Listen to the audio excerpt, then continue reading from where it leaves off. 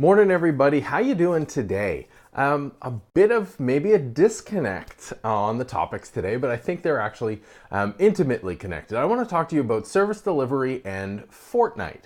Now, you've probably heard of Fortnite. If you've been around any 12-year-olds, you've definitely heard of Fortnite. It is a 100-person battle royale free-to-play game that's actually free-to-play. It's making money hand over fist, though, because they charge for digital goods within the game, but they don't affect gameplay. It's all cosmetic.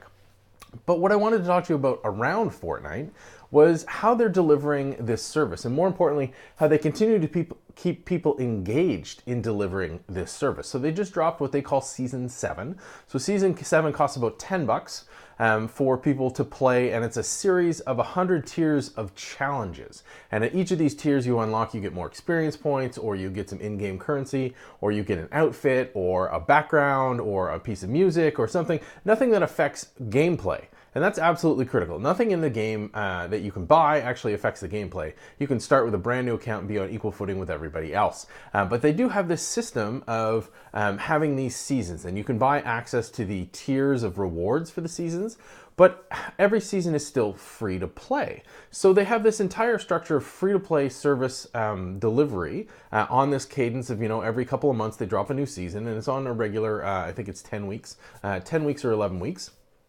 So they set up an expectation in delivering this service to you. But also they are keeping the content compelling enough to get you to upgrade but to pay money to get these virtual skins. So if you bought the Battle Pass for Season 7, which is winter themed, you can get this totally ripped and shredded military Santa. Things like that. You can skin the vehicles you're playing in. You can take different background for the loading screen, all this just pure cosmetic stuff. But I think it's a fascinating use case around service delivery. And I think within security, and definitely within security and privacy, we don't look outside the box enough. And we think, okay, we're going to deliver a security program, and here's how we're going to do it. We're going to talk about phishing, and we're going to talk about that in a really antiquated way. Or we're going to talk about passwords, and we're not going to really dive into delighting customers or engaging them. Now, you're not going to have the level of engagement that Fortnite does, right? They have millions of concurrent players, 120 some million plus signed up overall. Really, really interesting use case, and you're never going to get to that scale. But I think, setting expectations, which is something Fortnite does with the seasons. So there's a set expectation that every 10 weeks the game map is going to change. The story that's sort of supporting this game is going to move along. And there's going to be new tactics and techniques that you're going to have to learn because they keep tweaking the game mechanics. That happens every 10 weeks, sometimes faster with special events.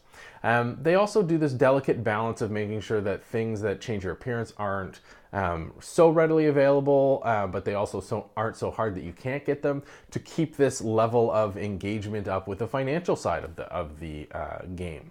And I think that adds up to be an extremely fascinating balance to keep people coming back, to make sure they don't get bored, to keep them constantly engaged. And that's something we need to do in security. We need to make sure that users are constantly engaged to make the right decision around risk of information, to risk to the business.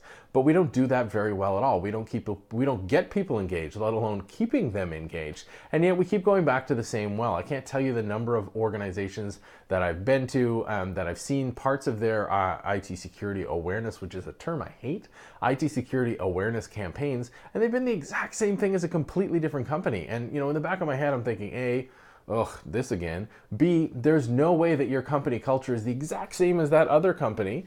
Then that would make this campaign effective. So why are you doing it? It's because somebody Googled, information security awareness campaign, or they talked to, they looked at one of the main certification companies and said, like, hey, what do you have? And they basically pulled from the standard well, and as to be expected, the results are just as bad as everybody else. So we need to think outside the box, and that continues not just into things like awareness and education campaigns, but into rolling out new services within your company, to building new applications and solutions for your company.